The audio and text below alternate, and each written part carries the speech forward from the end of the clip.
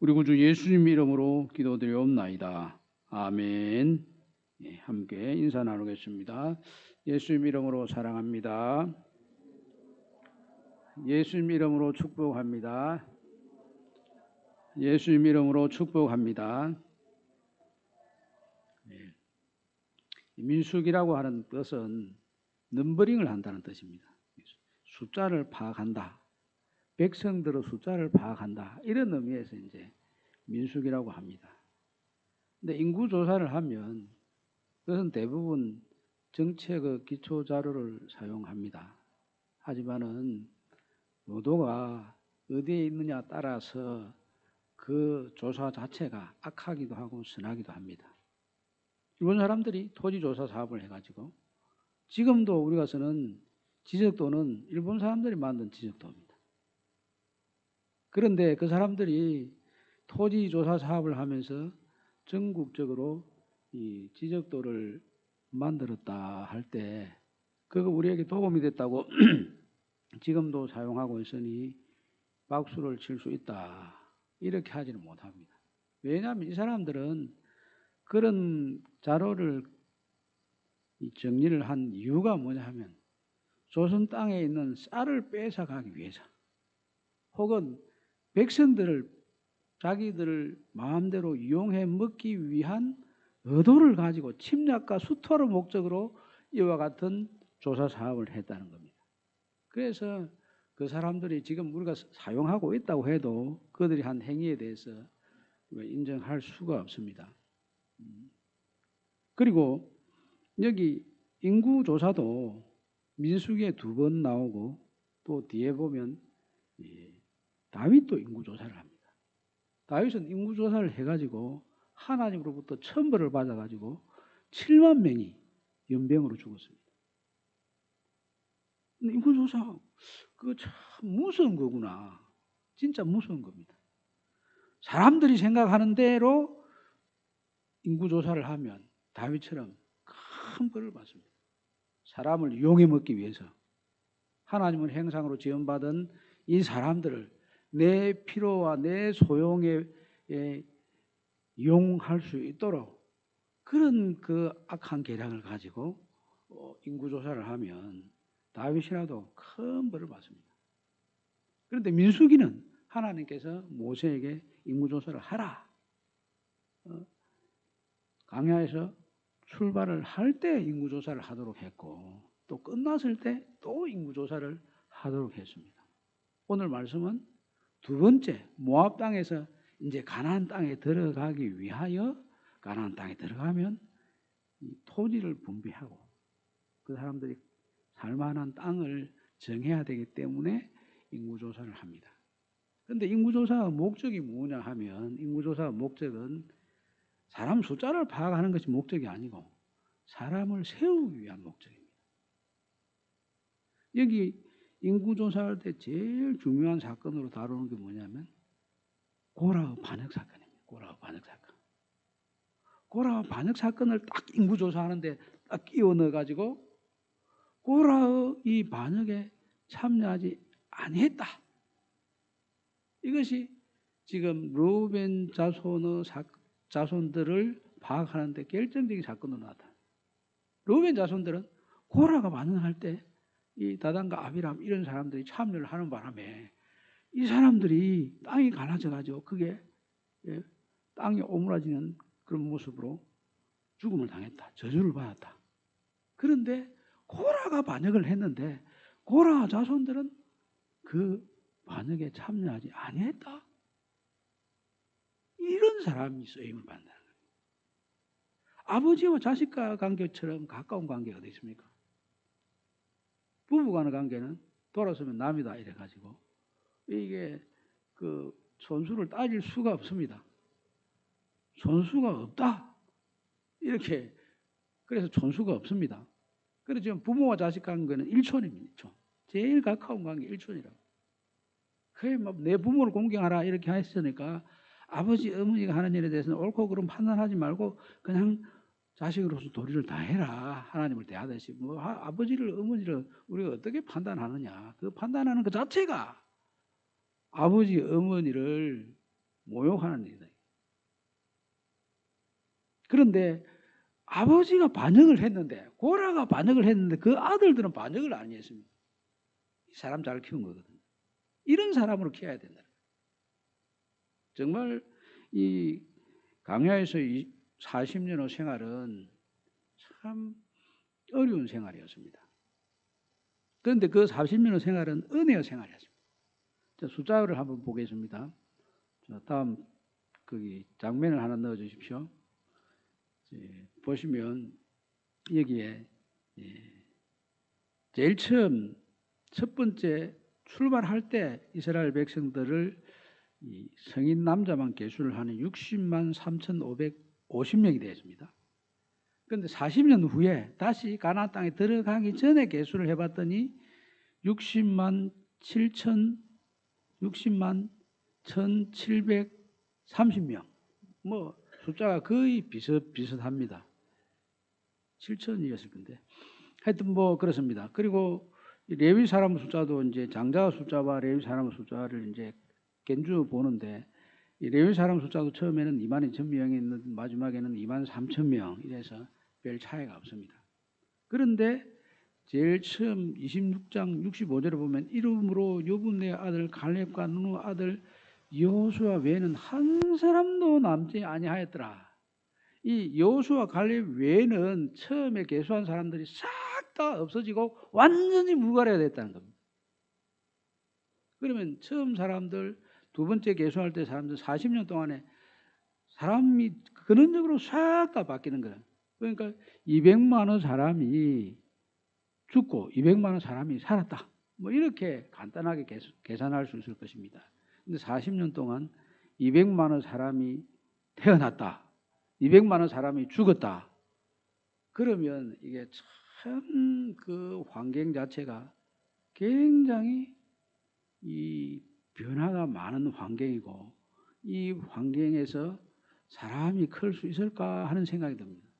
왜냐하면 사람이 죽으면 상당히 그 장례식을 한다든지 혹은 그 시체를 처리하는 이런 과정에서 이 정신이 없는 상태에서 이 장례식을 하면서 이 위생적으로나 또 정신적으로 또 여러 가지 이 정서적으로 굉장히 다운됩니다.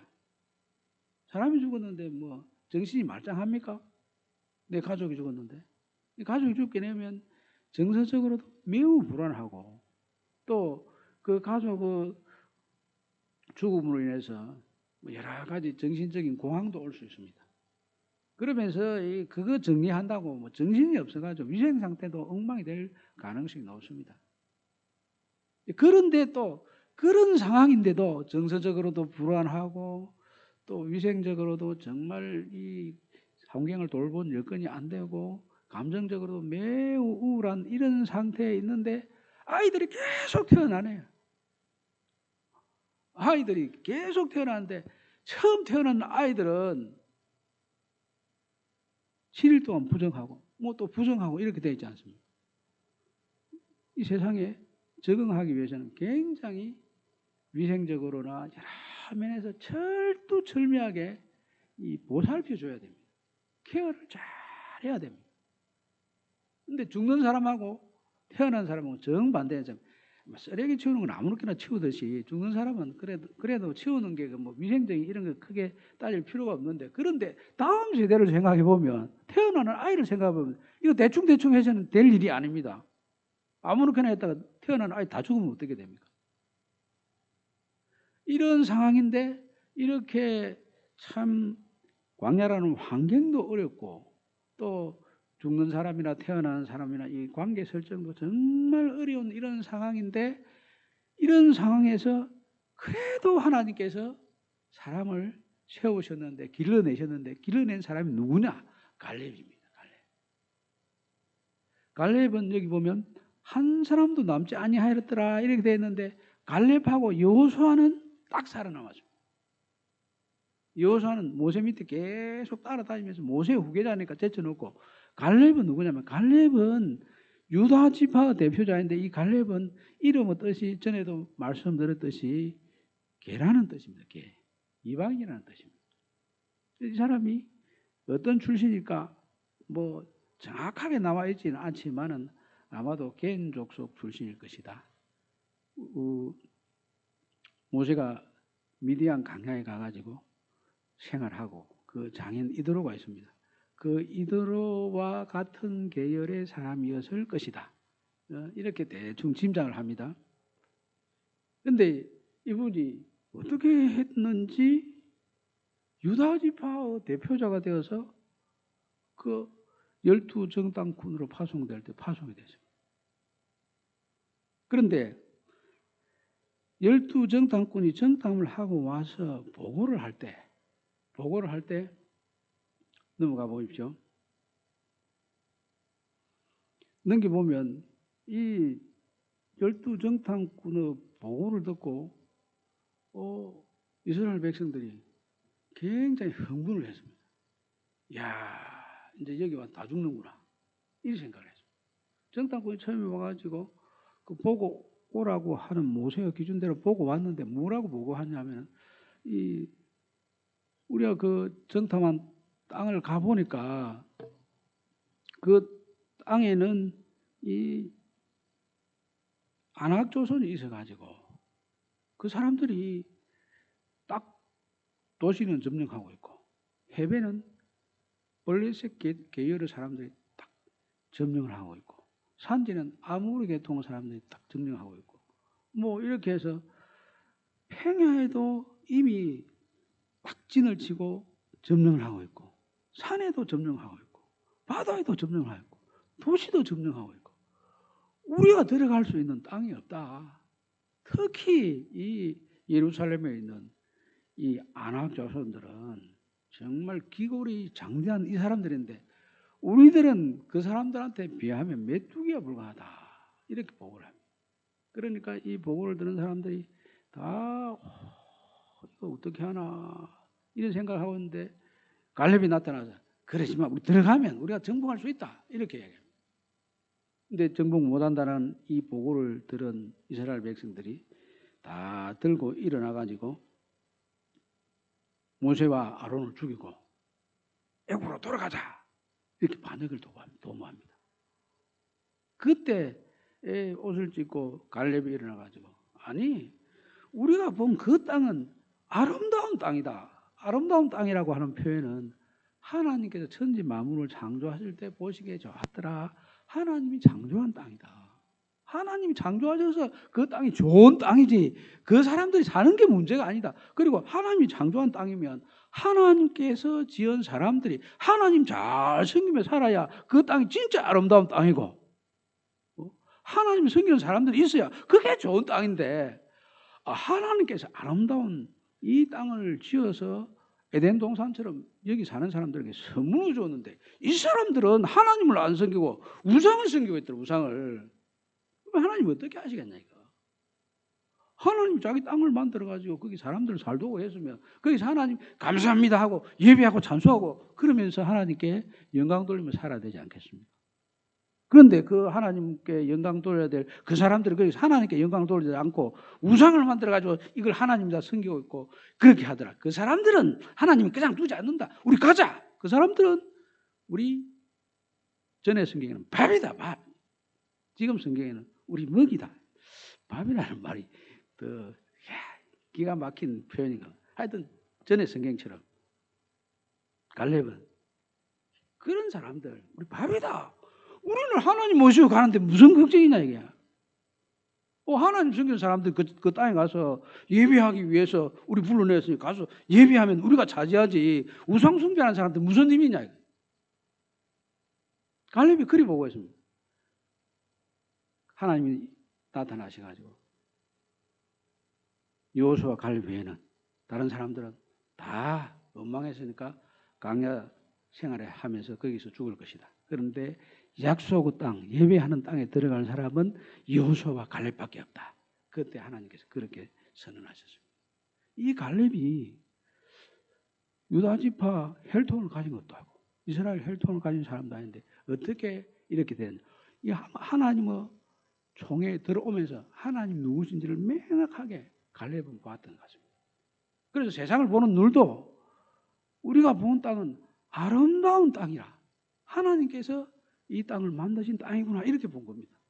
그 땅에 사는 사람들의 모습도 이 사람들이 하나님과 어떤 관계를 맺고 있는지 그걸 핵심적으로 봤습니다.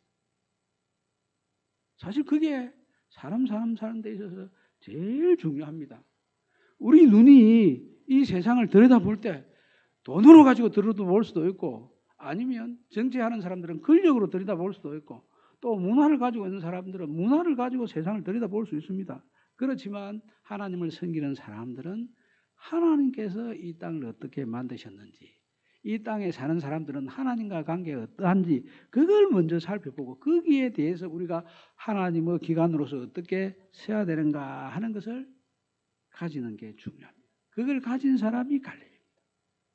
이 사람이 이렇게 광야 40년 동안 여러 가지 어려운 일을 많이 겪었지만은 보지 못할 고라와 같은 사람들에 의해서 반역이 일어나고 섞인 무리들에 의해서 또 반역이 일어나고 계속해서 불평하고 음하고 반역하는 사람들이 하나님의 택한 백성이라 하면서 계속 그와 같은 행동을 하는 것을 이방인이 봐왔는데 그런 것을 봐온 이방인이 택한 백성이라는 자부심을 가지고 있는 사람보다 훨씬 더 신앙이 좋네. 그 사람이 나중된 자가 먼저 되어 가지고 드러났습니다. 이게 하나님께서 숨겨둔 영웅입니다. 그 다음에 이제 살펴볼 사람은 넘어가 보겠습니다. 비느하스입니다. 비느하스. 옴니와 비느하스.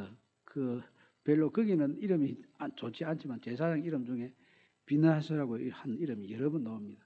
예. 초대교회도 이제 비느하스 이름이 나오지만 하여튼 이 비느하스는 제사장으로서 참 중요한 사람입니다.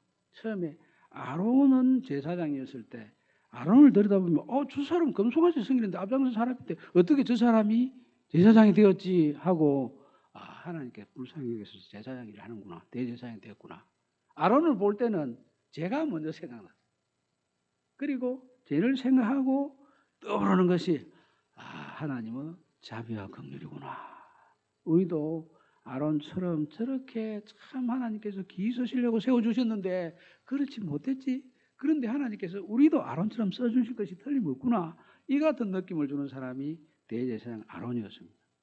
금송아지를 만드는데 앞장섰던 사람. 그런데 비느하스는 아론은 손자입니다. 손자인데 어떤 일이 있었느냐. 이 모압 족속 이 사람들이 이스라엘 백성들이 지금 들어온다고 하는 소식을 들었습니다. 그래서 모압 왕이었던 발락이 이거 막으려면 어떻게 해야 되냐. 이 선지자를 통해서 이스라엘 백성들을 저주하게 만들면 되겠다. 이렇게 해서 그 당시 세계에서 제일 유명한 선지자라고 알려져 있는 발람이라고 하는 선지자들을 돈을 주고 불러와가지고 이스라엘 백성들을 저주 좀 해달라. 그 우리를 지키게 해달라. 그런데 발람 선지자가 저주를 하려고 하는데 하나님께서 딱 막아가지고 저주를 하려고 하면 축복이 나고 저주를 하려고 하면 축복이 나고요. 저주하러 갈 때도 나귀가 그 저주하러 가는 발람 선지자가 타고 가는 나귀가 무각에 딱 막았습니다. 그래서 이 나귀를 막 발람 선지자가 막 두들겨 패고 이러니까 그래도 안 갑니다. 나중에 보니까 하나님은 사자가 나타나가지고 만약에 나귀 아니었으면 너 죽었다 이렇게 해요. 너는 나귀만도 못한 선지자다. 짐승만도 못한 인간이다. 너 그거 알아? 이렇게 이야기합니다. 나귀는 하나님의 사자가 누군지를 알고 딱 섰습니다. 이리 가면 안 된다. 우리가 가야 될 길이 있고 가지 말아야 될 길이 있는데 짐승은 이걸 아는데 나귀는 아는데 거짓 선지자 이 발람은 짐승도 알아보는 그 가지 말아야 될 길을 가려고 돈 때문에 가려고 이렇게 합니다. 그런데 이게 실패하게 되니까 발람 선지가 이 못된 사람은 계속 더 강팍해져서 더 못된 짓을 합니다. 민계를 쓰자, 민계를. 그래서 이 이스라엘을 타락하게 만들자. 이 모압 사람들이 섬기는 신은 금오소 신이라고 해가지고 자식을 태워서 불에 태워서 바치는 그런 우상을 섬기는 사람들. 그러면서 이 사람들의 그 출발점을 보면 이 롯이 소돔과 고모라 땅에서 도망을 나오다가 그 딸들이 아버지를 포도주에 취하게 만들어서 굴속에서 아버지와 관계를 해서 자식을 낳았습니다. 그 모압이고 암몬입니다. 그 근친상간은 이제 인류 어느 곳이나 할 것 없이 근친상간은 다 금합니다. 예외가 없습니다. 예외가. 다른 죄는 예외가 조금 생깁니다만 근친상간을 죄로 여기지 않는 사회는 없습니다. 부모와 자식 간에 있을 수 없는 이런 일이 벌어진 이 사람들이 부모 자식 간에도 이 성적으로 범죄했으니까 그들의 우상 숭배는 얼마나 타락했는지 짐작이 갑니다.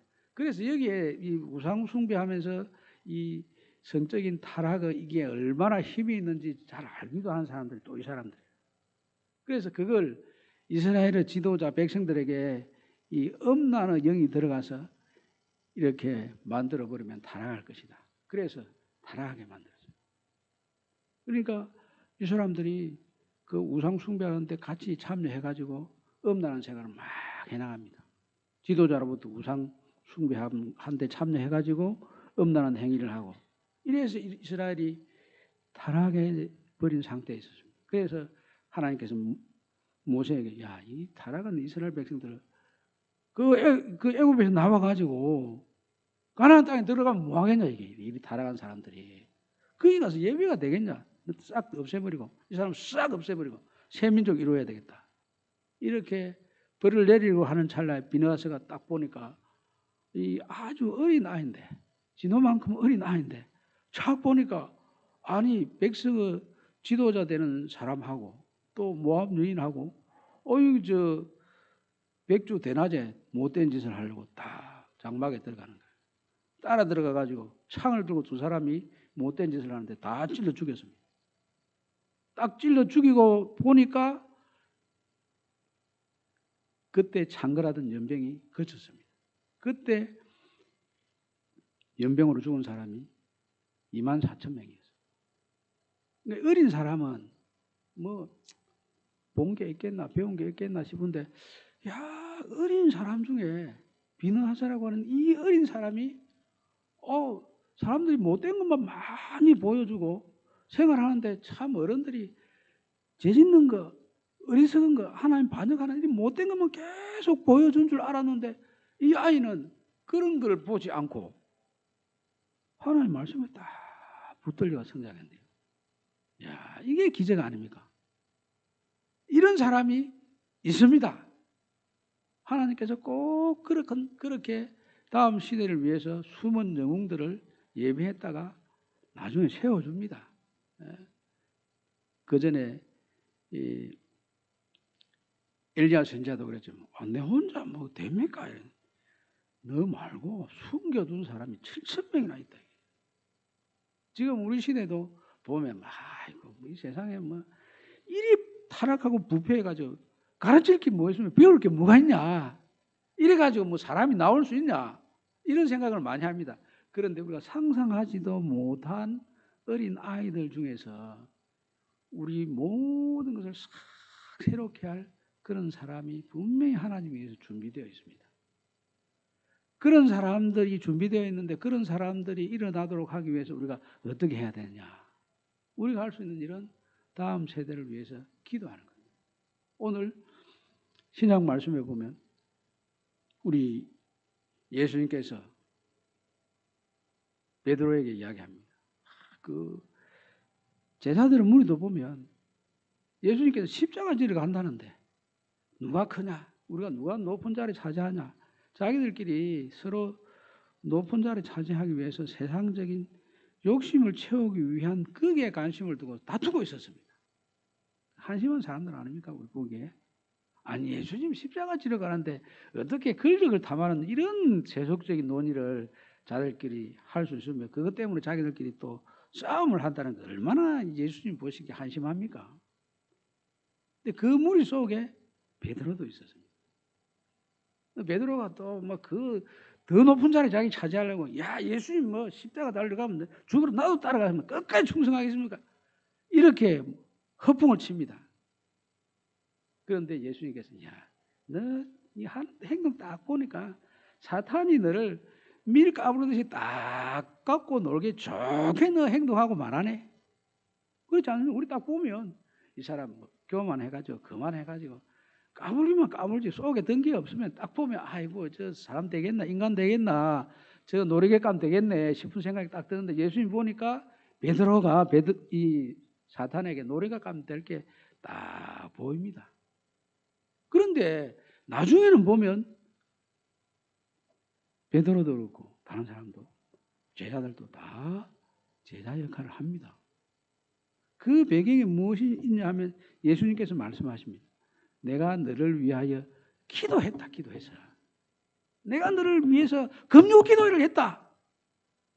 우리 자녀들을 위해서 우리 성도들이 금요일 날 나와서 기도했다. 그 기도한 것이 있으니 우리 후손들은 일어난다.